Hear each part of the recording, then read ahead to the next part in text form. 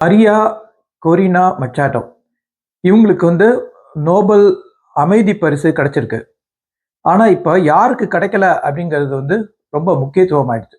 ஏன்னா அதுக்காக ரொம்பவும் போராடினது அமெரிக்க அதிபர் ட்ரம்ப். ஆனா அவருக்கு எப்படிங்க கொடுப்பாங்க? அவர் ரொம்ப ஓவரா லாபி பண்ணாரு. ஸோ இவர் லாபி பண்ணி இவருக்கு நோபல் அமைதி பரிசு கிடைச்சதுன்னா என்ன ஆகும்? அதான் நோபல் பரிசுல இருக்கிறவங்க ட்ரம்ப் சொல்லபடி கேட்டுட்டாங்க.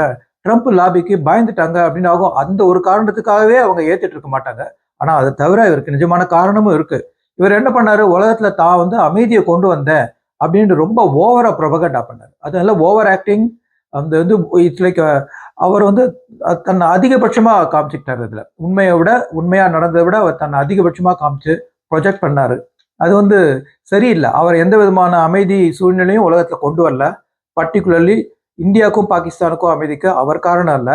இப்ப இஸ்ரேலுக்கு காசாக்கும் நடக்கிற பிரச்சனையில அவர் தலையிட்டுக்கிட்டே இருந்தாரே தவிர அவர் தான் காரணம்னு சொல்ல முடியாது. அதே மாதிரி உக்ரைன் ரஷ்யா போர் அவரால் ஒண்ணுமே பண்ண முடியல. அதனால எந்த விதமான அமைதியும் அவரால் வரல, அவர் சொல்லிட்டதை தவிர. அதுக்கப்புறம் இங்க அமெரிக்காக்குள்ள எடுத்திருந்தாலும் எல்லாமே அமெரிக்கா ஃபர்ஸ்ட். அதாவது அவர் என்ன பண்ணாரு? WHO ஆர்கனைசேஷன்ல இருந்து அமெரிக்காவை முதல்ல வெளில கொண்டு வந்தாரு. அப்புறம் பாரிஸ் கிளைமேட் ட்ரீட்டில இருந்து வெளில கொண்டு வந்தாரு. இது எல்லாம் பன்னாட்டு அமைதி சூழலுக்கான இது.